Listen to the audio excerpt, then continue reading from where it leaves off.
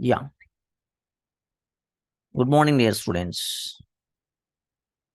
This session is exclusively for the discussion about electronic effects and reactive intermediates. Okay. This is class 11 or first PUC or first intermediate students can follow this one. And it's useful for all the board exam students as well as the local competitive examination, CET exam students. Let us start the point of discussion. First, we're going to discuss about dissociation of a covalent bond. Topic, small concept is dissociation of a covalent bond. Dissociation of a covalent bond. So most of you know that covalent bond is formed with the help of two electrons between the atoms. And if this covalent bond is going to be separated out, that means if we are going to break the covalent bond, the two kinds of observations we will see. That means atoms can able to separate out with the equal number of electrons, or one atom may become positive, one atom may become negative in this dissociation of covalent bond. That's why we'll say that reactions of organic compounds always involves in making and breaking of covalent bonds. So a covalent bond may break into fundamentally actually two different ways. The one way we'll call it as homolytic fission. Homolytic fission. The first kind of dissociation we'll call it as homolytic fission. And the second type of this one is called as heterolytic fission. Homolytic fission, heterolytic fission. Okay. So dear students, what is the dissociation of covalent bond types is nothing but the two types. One is called homolytic fission, another one is called heterolytic fission. Let us see about the first homolytic fission topic here. So we will going to discuss about homolytic fission in this screen.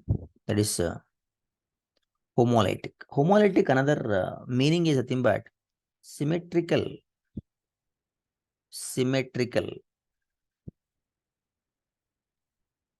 fission. Symmetrical fission, or we can simply call it as entire thing is homolysis. Okay. So we have to take an example to understand this one. If a covalent bond breaks in such a way, then each atom can take away one electron of shared pair. That means suppose if you consider A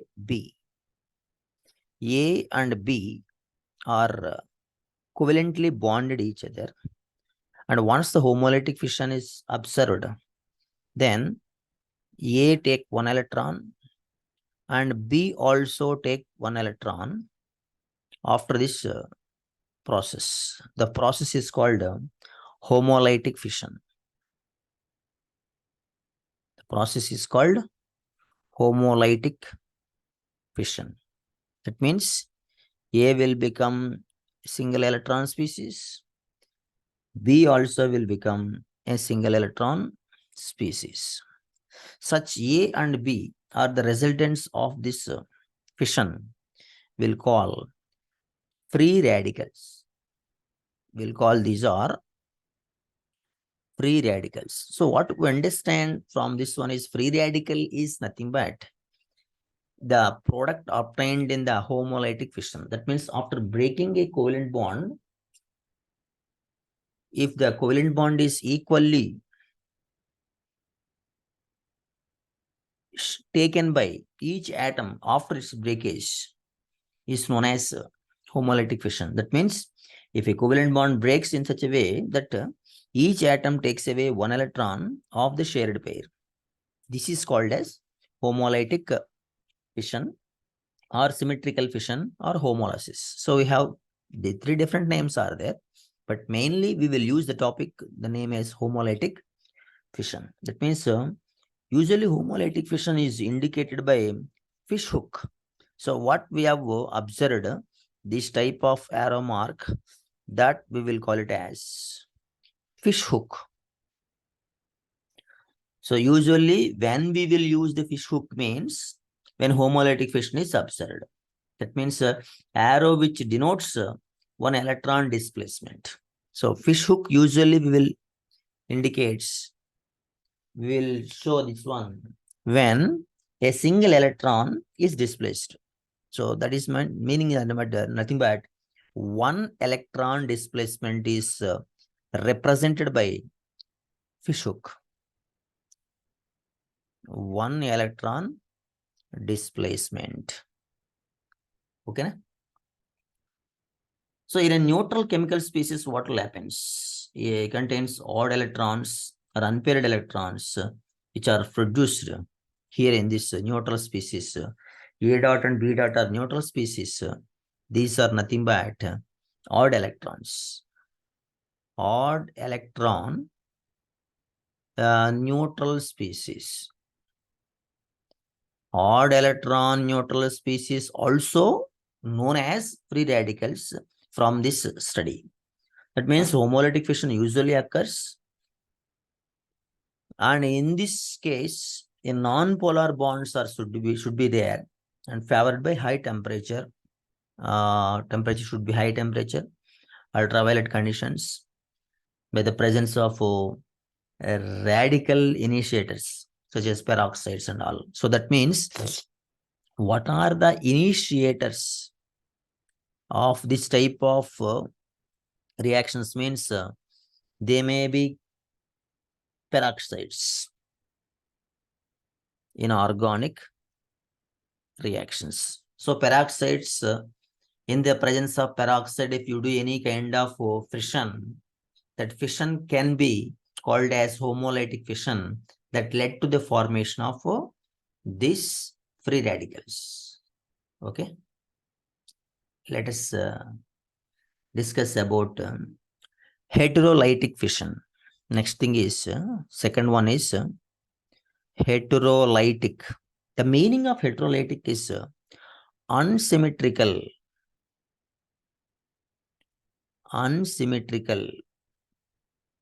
fission. Unsymmetrical fission, or we can also call this as heterolysis. We can also call it as heterolysis. So heterolytic fission, unsymmetrical fission, or heterolysis are the three different types of names we will use. In general, we will call it as heterolytic fission, where a covalent bond is there between A and B, and equivalent bond shared pair of electrons here in this case breaks in such a way that one of the atom completely takes the electrons, shared pair of electrons. That means when a covalent bond joined by two atoms A and B here breaks such a way that both the electrons of the covalent bond are taken away by one of the bonded atoms. Then A became now here from this representation plus, and B is with the lone pair of electrons, with pair, electron pair, bond, both the two electrons which are there earlier in the chemical bond. That is A became plus, B became minus. This is called as heterolytic fission. This is called as heterolytic fission. That means in this case fission also, whatever the representation we have shown, we are assuming that when B is more electronegative than A, when B is more electronegative than A, then B will become negative, A will become positive. Suppose if that is not the case is different. If you consider A is more electronegative than B, both the electrons present in this covalent bond So in the heterolytic fission of this discussion, usually what happens in a polar molecule, we are assuming that when A is more electronegative than B, A will take away both the electrons and A becomes negative, B become positive. B become positive. So whichever the manner we break the covalent bond between the two different atoms with different electronegativities, one will become negative, another will become positive. That means one of the atom will take away both the shared electrons in the covalent bond before the fission. After the fission, what will happen? Which is more electronegative, that will become negative, which is other one will become positive. So as shown here in the above, heterolytic fission, the formation of charge species here. The charge species are called as cations and anions. A is cation in the first case. And in the second case, if you see, B is the cation. So A cation in the first case, that is cation. And B is anion. B is anion. Whereas in the second case, A is anion and B is cation. So we understand that some charge species are going to be obtained after this heterolytic fission. Usually occurs in polar covalent bonds. That means A-B bond in this reactants in the fission, before the fission, A-B bond is called polar covalent bond. Polar covalent bond. So covalent bond is said to be obtained or established before doing this fission should be polar covalent bond. Then only heterolytic fission is possible.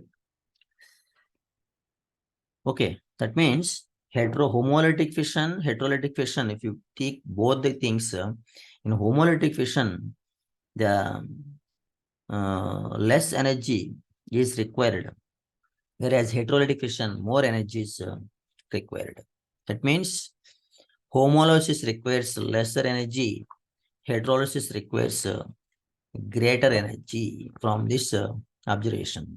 That means if you break a covalent bond between A and B, if free radicals obtained, then if you consider energy is E1, same thing, if the covalent bond is broken between A and B atoms, A became plus and B became minus.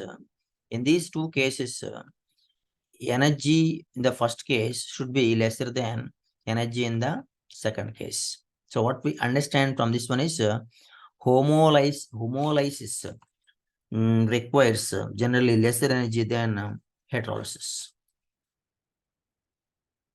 We'll take another small general chemical equation, direct chemical equation to understand this one. For example,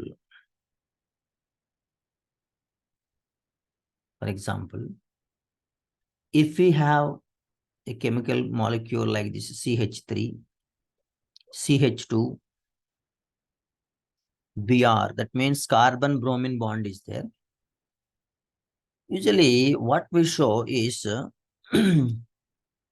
if these two fish hooks were showing like this means it is homolytic fission. It is homolytic fission where CH3, CH2 has become one free radical and bromine also became one free radical.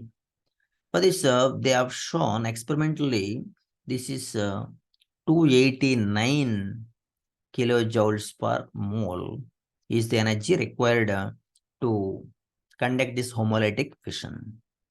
With the same type of molecule, if you try to observe what is the bond breakage unsymmetrically, means being more electronegative, bromine if take away both the electrons then that we'll call it as heterolytic